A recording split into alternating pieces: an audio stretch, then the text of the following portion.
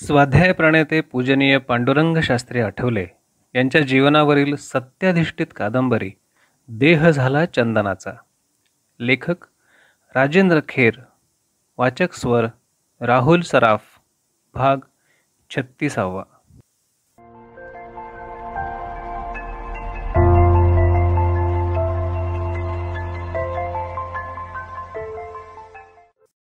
पांडुरंग आणि तात्या बाहेरच्या पलंगावर येऊन बसले. काही क्षण कुणीच काही बोललं नाही. तात्यांना एवढं काय महत्वाचं बोलायचंय याचा पांडुरंग मनातल्या मनात तर्क बांधत होता. तर पांडुरंगाला ती गोष्ट कशी सांगावी या विचारात तात्या गढून गेले होते. त्यांच्या तंद्रीचा भंग करायला आज तिथे दुसरं कोणीही नव्हतं.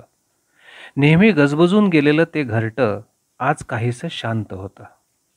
घरात ठेपून असलेल्या मंडळींपैकी काही जण शेजारच्या घैसास मामांकडे जाऊन बसले होते, तर काही जण बाहेर फिरायला गेले होते.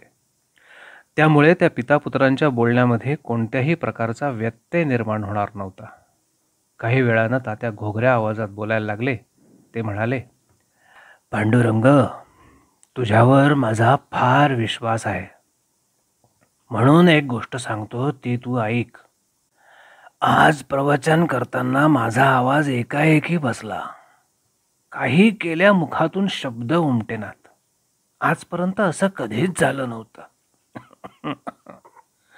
पण आज एकदम असं का व्हावं, यातून भगवंताला काही सुचवायचं आहे. प्रश्नार्थक मुद्रेने पांडुरंग त्यांना निहाळत होता. भगवंताला जे सुचवायचंय ते मला उमजलं आहे. तुझ्यावर सारी जबाबदारी सोपवून या कार्यातून मी निवृत्त व्हावं हेच भगवंताला अभिप्रेत असावं.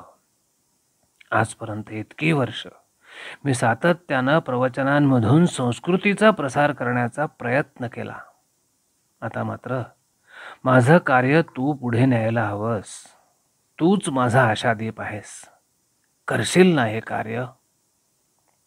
ध्यानीमनी नसताना तात्यांनी ही जबाबदारी पांडुरंगावर सोपवली होती. ती जबाबदारी तितक्याच निष्ठेनं आणि नियमानं पुढं वाहून नेणं ही गोष्ट सोपी खासच नव्हती. किंबहुना ती अवघड गोष्ट होती. कितीतरी वर्ष तात्या नित्य नियमानं माधवबागेतील भगवद्गीता पाठशाळा चालवत होते. त्यामध्ये सोमवार ते बुधवार रोज संध्याकाळी 7 ते 8 गीतेवर प्रवचन करायचे. प्रत्येक एकादशीलाही संध्याकाळी याच वेळात गीता कथन करायचे. तर दर रविवारी सकाळी 9:30 ते 10:30 ते उपनिषदावर प्रवचन करायचे. या वेळांमध्ये कधीच बदल होत नसे. तात्यांनी चालवलेली गादी पुढे चालवायची तर पांडुरंगालाही या नियोजित वेळा पाळाव्या लागणार होत्या. ही मोठी जबाबदारी सांभाळूनच त्याला पुढच्या कार्याची रूपरेषा ठरवावी लागणार होती. पांडुरंगाचं विचारचक्र सुरू झालं. मी जर ही जबाबदारी स्वीकारली तर आत्तापासूनच मला लोकांशी संपर्क साधता येईल. भावी काळात गंगासागरासारखा लोकसागर जमवायचा असेल तर या गंगोत्रीपासूनच प्रारंभ केला पाहिजे. प्रवचनाचं हे माध्यमच गंगोत्री ठरणार आहे. परमेश्वराची तशीच इच्छा असली पाहिजे, म्हणूनच त्यानं तात्यांना तशी प्रेरणा दिली असावी. याप्रमाणे विचार करून पांडुरंग म्हणाला, तात्या, तुमच्या इच्छेनुसार मी ही जबाबदारी अवश्य उचलीन. प्रवचनाच्या माध्यमातून संस्कृती प्रसाराचं कार्य करायला मी सिद्ध आहे. अण्णांची सुद्धा माझ्याकडून तशीच अपेक्षा होती. त्याचं बोलणं ऐकून तात्यांचे नेत्र ओलावले. मोठ्या अभिमानानं आणि समाधानानं ते क्षणकाल पांडुरंगाकडे रोखून बघत राहिले. जणू आपलं सारं आध्यात्मिक तेज नेत्रांच्या माध्यमातून ते पांडुरंगाच्या अंतरंगी उतरवत होते.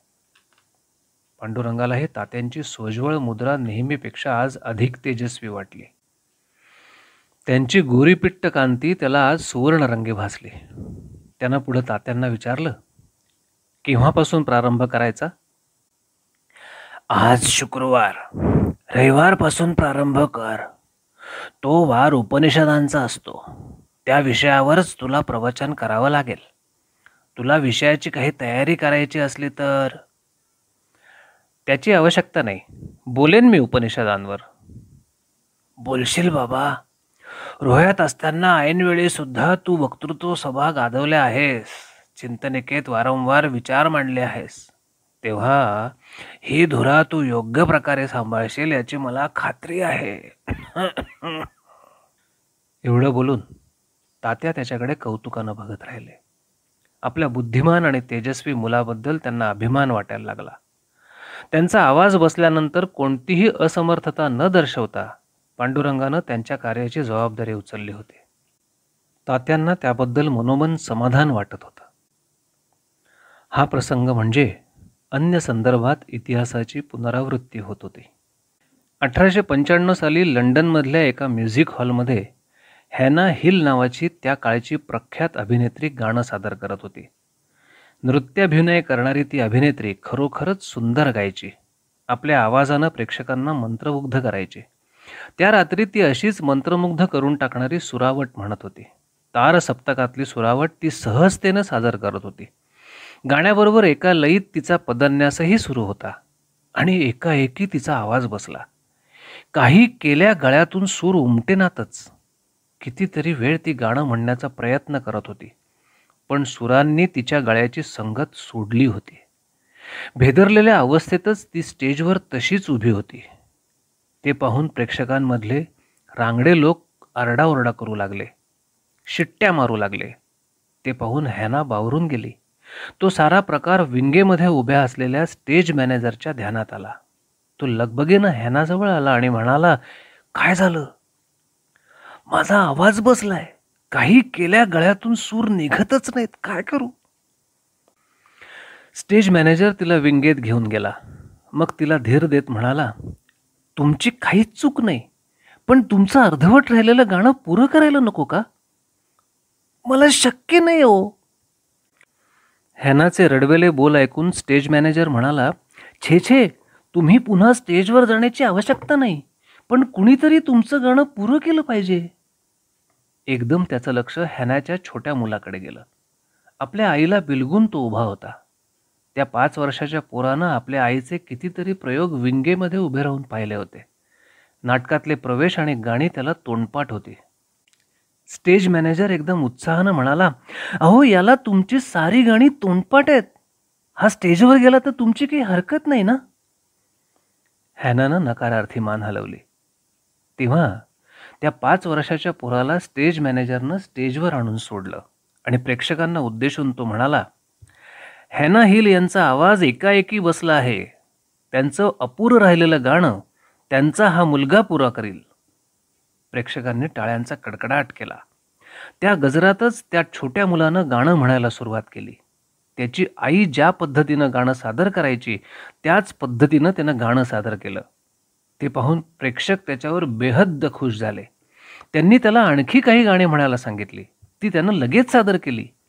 तेव्हा त्याच्यावर पैशाची उधळण करून प्रेक्षकांनी आपल्या खुशीची पावती दिली. एकदा नव्हे तर अनेकदा.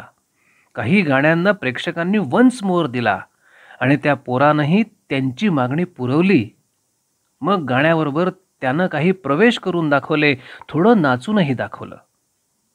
विंगेमध्ये उभं राहून हॅना आपल्या मुलाचं कौतुक पाहत होती. मगाचे दुःखाश्रू जाऊन तिचे नेत्र आनंदाश्रूंनी भरून आले होते. त्या रात्री तिच्या मुलानं तिची लाज राखली होती. प्रेक्षकांची मनही जिंकली होती. आवाज बसल्याचं निमित्त होऊन त्या रात्री हॅनाचा पाय रंगमंचावरून खाली आला होता, कायमचा. आणि आपल्या आईचा आवाज बसला म्हणून तिच्या मुलानं वयाच्या 5व्या वर्षी अभिनयाच्या क्षेत्रात पाय रोवला होता, तोही कायमचा. भावी काळात सर्वश्रेष्ठ अभिनेता म्हणून विश्वमान्य झालेल्या त्या अभिनेत्याचं नाव होतं चार्ली चॅप्लिन. संस्कृती प्रसाराचं काम करता करता वैजनाथ शास्त्री यांचाही आवाज एकाएकी बसला होता आणि त्यांचा पाय व्यासपीठावरून खाली आला होता, कायमचा. आणि त्याच कार्याची धुरा आपल्या खांद्यावर घेऊन त्यांचे अवघे 22 वर्षांचे चिरंजीव पांडुरंग शास्त्री व्यासपीठावरती विराजमान होणार होते, तेही कायमचे.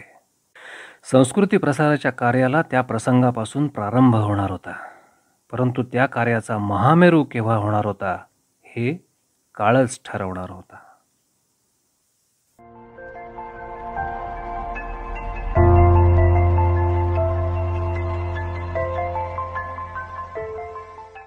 देह झाला चंदनाचा. लेखक राजेंद्र खेर वाचक स्वर राहुल सराफ।